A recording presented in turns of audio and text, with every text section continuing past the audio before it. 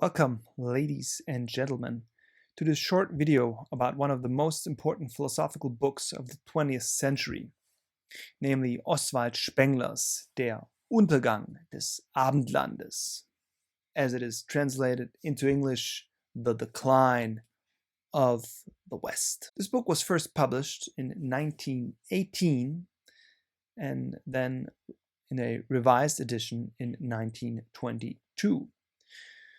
Spengler's book is to this day a household name among intellectuals, yet it is rarely read or taught in academia. One reason for this may be that already during his lifetime, Spengler was an outsider.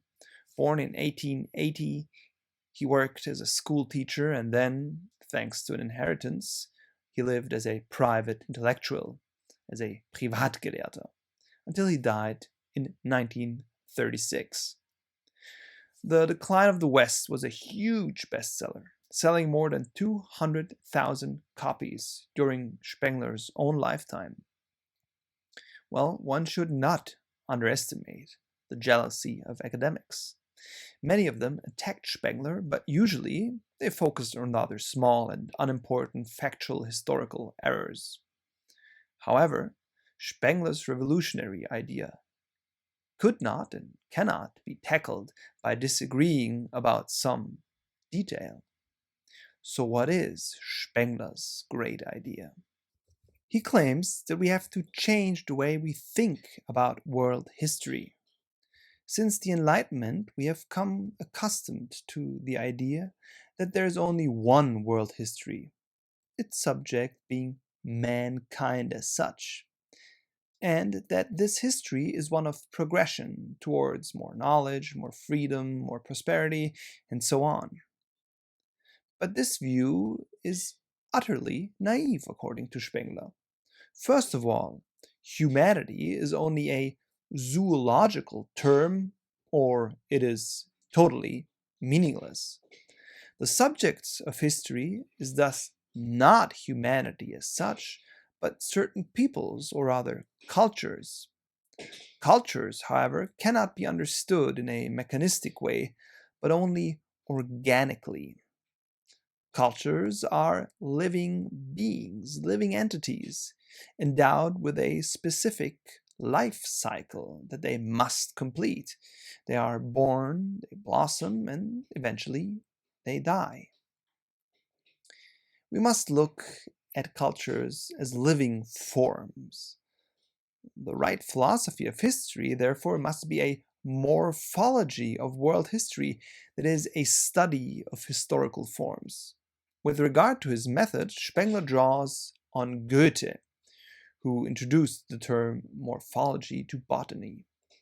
With Goethe, Spengler claims that the organic logic of history can be discovered through sympathy, nachfühlen, observation, anschauen, comparison, Vergleich, and a phrase that is difficult to translate, die exakte sinnliche Fantasie, something like the exact sensual imagination. Using this method, one can discover what Spengler calls Gleichzeitigkeit, that is, the being simultaneous of certain periods of different self-enclosed cultures.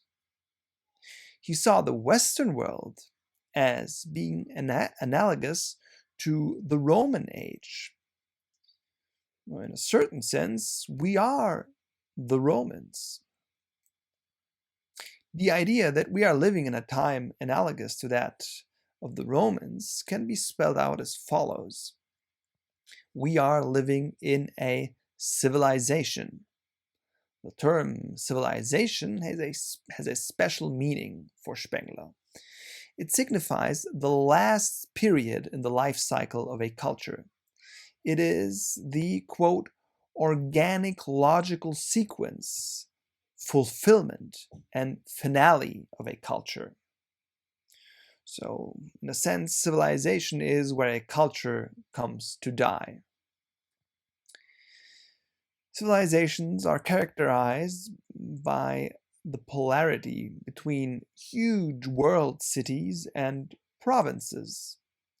They are further characterized by soulless city dwellers, by decadence and the domination of money, and the lack of spiritual and artistic capacity to create new and truly beautiful forms. To understand the morphology of world history is thus to understand our own historical situation and the inevitability of our own fate. Is this not pessimism? Not according to Spengler. Quite the contrary. He believes that his philosophy of history gives us the necessary tools to gain a realistic understanding of our own position in time. No need to whine or feel sorry for ourselves. We are still supposed to make the best of the time that we have, and we can only do so if we are not ignorant about history and the destiny of cultures and of our own culture in particular.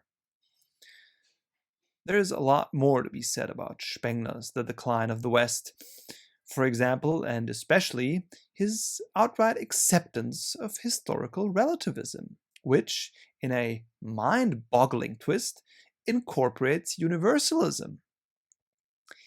Each historical culture is a self-enclosed organic being, and its life principle is relative only to itself.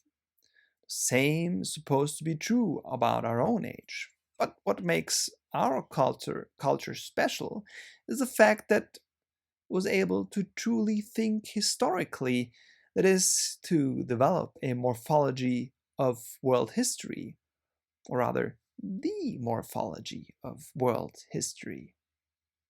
I leave you with this mind-bending self-application of relativism. Thanks for watching.